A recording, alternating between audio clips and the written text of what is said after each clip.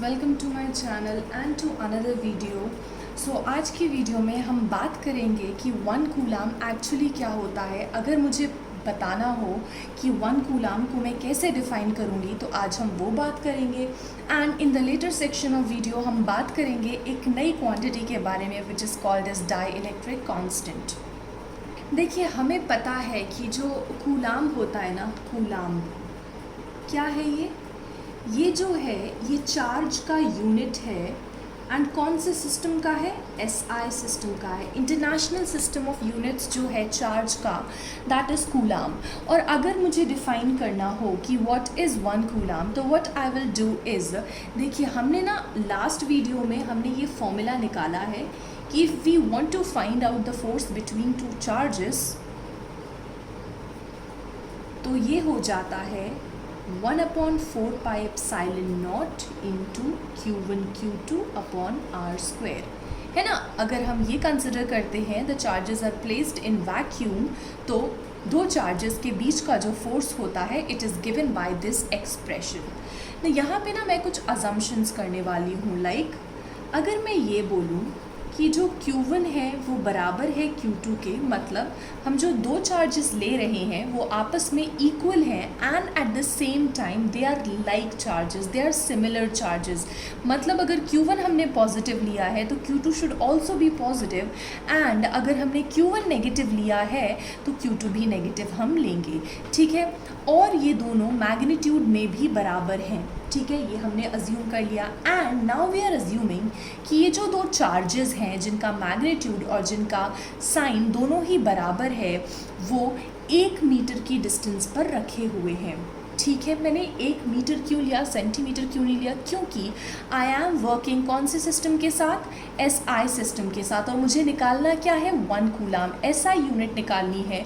तो यहाँ पे इन्वॉल्व होने वाली सारी क्वांटिटीज़ को भी हम एसआई में ही लेंगे, ऑलराइट। एंड यहाँ पे मैं अज्यूम कर रही हूँ कि इनके बीच का चार्ज जो भी है which is Q as of now, लेकिन इनका जो फोर्स है वो हम डिसाइड कर लेंगे पहले से ही कि इनके बीच में इतना ही फोर्स लगना चाहिए। कितना फोर्स लगना चाहिए? 9 × 10⁹ न्यूटन, ठीक है।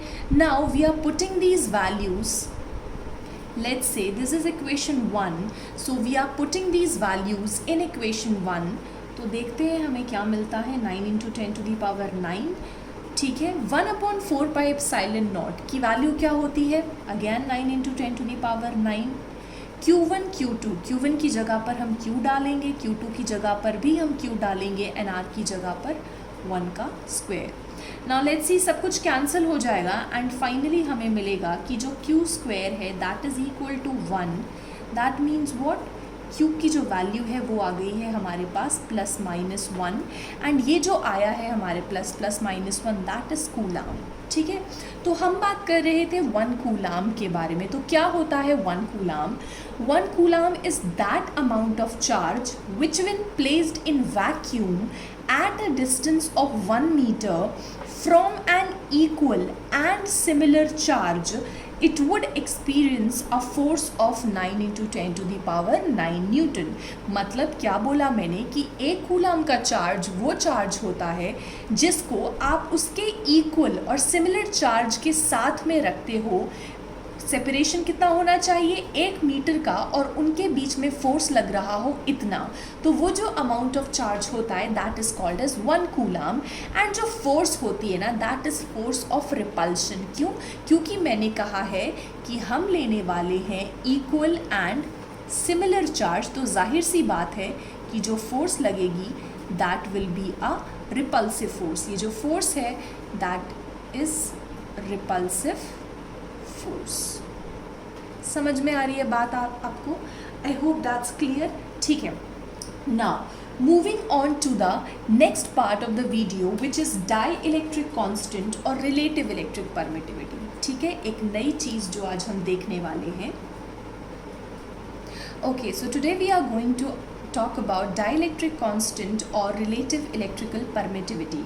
तो वहाँ तक पहुँचने से पहले हमने कुछ एक्सप्रेशन का देखना ज़रूरी है क्या, कि अगर हम लोग दो चार्जेस को लाइक Q1 एंड Q2 को किसी डिस्टेंस r पे रखते हैं इन अ मीडियम, ठीक है, in a medium other than air और वैक्यूम और फ्री स्पेस, तो उनके बीच का फोर्स क्या होगा? तो उनके बीच का जो फोर्स है वो इतना होगा, Fm is equal to 1/4 pi epsilon naught. Epsilon naught नहीं, मैंने यहाँ एप्सिलॉन लिया है, ठीक है। तो प्लीज़ आप इस चीज़ का ध्यान रखेंगे। क्यों मैंने एप्सिलॉन क्यों लिया है, एप्सिलॉन नॉट क्यों नहीं लिया? क्योंकि epsilon not absolute electrical permittivity होती थी फ्री स्पेस की, लेकिन अगर आप किसी भी मीडियम की बात करोगे तो उसका जो परमिटिविटी होगा, absolute electrical permittivity of a medium, उसको हम रिप्रेजेंट करते हैं किससे? एप्सिलॉन से, ठीक है। तो 1/4 pi epsilon Q1 Q2 upon r square, ठीक है। तो let this be equation number 2।